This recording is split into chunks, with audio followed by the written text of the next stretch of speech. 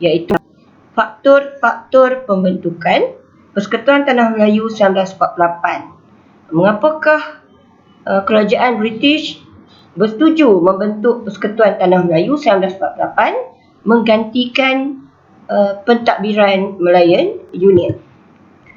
Okey, jadi tajuk ni terbahagi kepada faktor pembentukan, langkah-langkah pembentukan, perjanjian Persekutuan Tanah Melayu 48 dan tokoh penggerak Persekutuan Tanah Melayu 1948. Tapi pada hari ini cikgu akan fokus kepada faktor pembentukan Persekutuan Tanah Melayu 1948. Okey. Apakah Persekutuan Tanah Melayu 1948? Persekutuan Tanah Melayu 1948 dibentuk pada 1 Februari 1948 melalui Perjanjian Persekutuan Tanah Melayu menggantikan Malayan Union.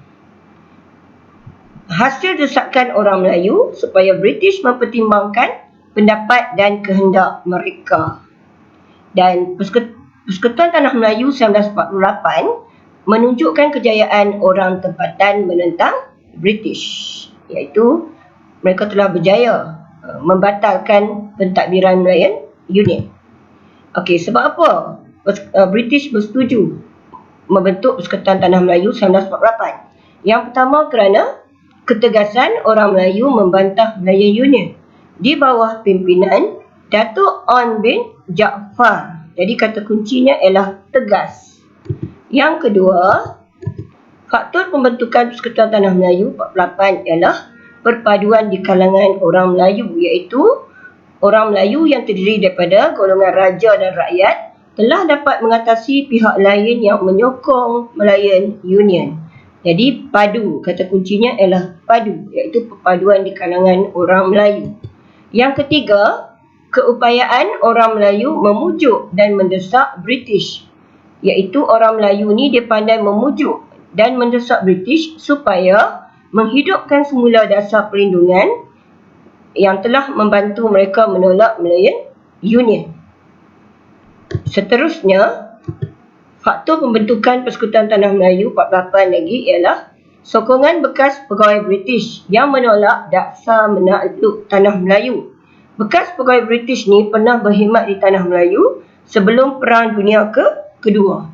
Dan ini mendorong British membentuk Persekutuan Tanah Melayu. Contohnya, bekas pegawai British ni ialah Sir Frank Swettenham, Sir R.O. Winstead, Sir George Maxwell, Sir Cecil Clementi. Faktor seterusnya ialah sokongan daripada pegawai tinggi British yang telah membantu orang tempatan menggantikan Malayan Union dengan Persekutuan Tanah Melayu. Ini sokongan daripada pegawai tinggi British sendiri seperti Sir Malcolm MacDonald, Sir Edward Gen, Sir L.D. Gammons. Seterusnya, mengapakah British bersetuju membentuk Persekutuan Tanah Melayu 1948 ialah sikap politik orang Melayu yang sederhana, iaitu orang Melayu hanya menulis dalam akhbar, berdemonstrasi ni berkumpul secara aman, dan berkongres. Berkongres ni mereka bermesyuarat. Dan orang Melayu memujuk raja-raja Melayu menyokong penentangan terhadap British. Dan orang Melayu tidak mengangkat senjata seperti Parti Komunis Malaya. Jadi orang Melayu ni dia bersikap sederhana. Yang ketujuh, faktor British bersetuju membentuk Persekutuan Tanah Melayu ialah British memilih UMNO dan Raja Melayu untuk berunding, kerana UMNO dan Raja Melayu hanya menuntut rundingan untuk menolak Malayan Union. Mereka tidak menuntut kemerdekaan daripada British. Faktor seterusnya ialah British bimbang orang Melayu akan terpengaruh oleh gerakan politik Indonesia pada masa tersebut, iaitu gerakan politik Indonesia ni dikuasai oleh golongan radikal seperti PKMM, iaitu Pertubuhan Kebangsaan Melayu Malaya, Angkatan Pemuda Insaf atau API, Angkatan Wanita Sedar atau AWAS, dan Barisan Tani Malaya atau BATAS. Golongan radikal ni mereka agresif, menuntut kemerdekaan segera. Jadi British bimbang kalau British tak bersetuju dengan Persekutuan Tanah Melayu, orang Melayu akan terpengaruh dengan gerakan politik di Indonesia.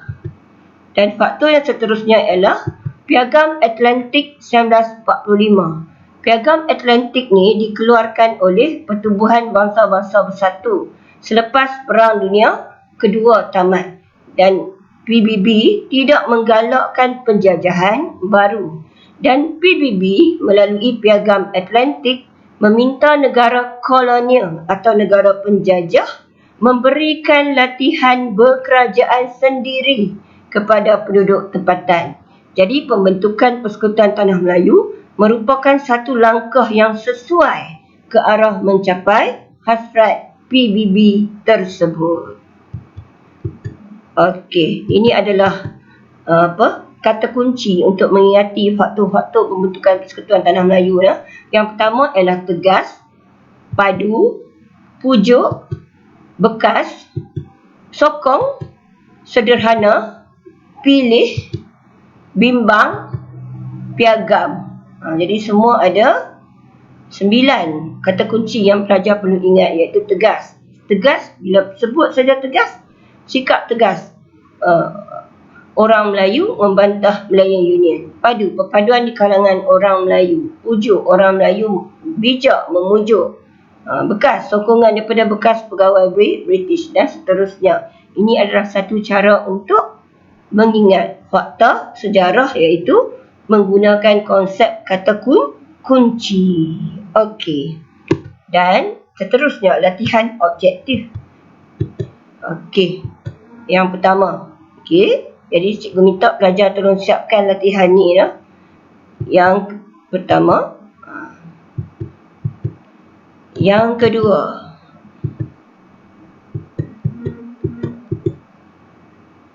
Okey. Yang ketiga. Soalan yang keempat. Dan soalan yang kelima.